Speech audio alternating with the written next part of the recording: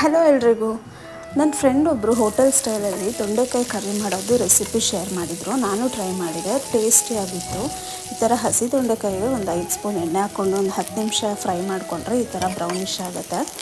ಆಗ ಅದನ್ನು ತೆಗೆದ್ಬಿಟ್ಟು ಅದೇ ಎಣ್ಣೆಗೆ ಸೋಂಪು, ಚಕ್ಕೆ, ಲವಂಗ, ಮರಾಠಿ ಮೊಗ್ಗು ಈ ಥರ ಏನು ಐಟಮ್ಸ್ ಇದ್ದರೆ ಅದು ಮಸಾಲೆ ಐಟಮ್ಸ್ ಹಾಕ್ಕೋಬೇಕು. ನಮ್ಮ ಮನೇಲಿ ಒಂದು 3 ಐಟಮ್ ಇತ್ತು ಅಷ್ಟೇ.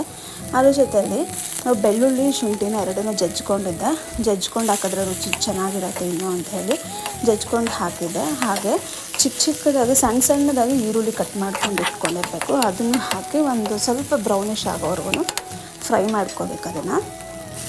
ಯೂಶ್ವಲಿ ನಮ್ಮ ಮನೇಲಿ ತೊಂಡೆಕಾಯ್ದು ಅಂದರೆ ಯಾರೂ ಲೈಕ್ ಮಾಡ್ತಾ ಇರಲಿಲ್ಲ. ನಾವು ಬರೀ ಸಾಂಬಾರು ಅಥವಾ ಪಲ್ಯ ಮಾಡ್ತಾಯಿದ್ವಿ. ಬಟ್ ಈ ಥರ ಮಾಡ್ಕೊಂಡು ತಿಂದಮೇಲೆ ಎಲ್ಲರೂ ಇಷ್ಟಪಟ್ಟು ತಿಂದರು ತೊಂಡೆಕಾಯಿನ.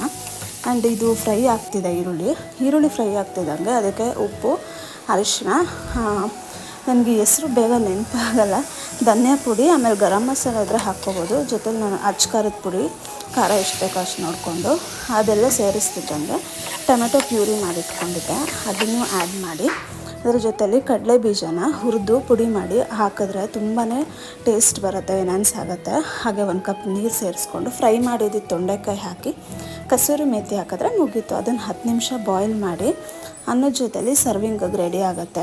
ನಾನು ಅನ್ನದ ಜೊತೆಲಿ ಹಾಕ್ಕೊಂಡು ತಿಂದೆ, ಚಪಾತಿ ಜೊತೆಲೇ ಹಾಕ್ಕೋಬೋದು. ನೀವು ಟ್ರೈ ಮಾಡಿ.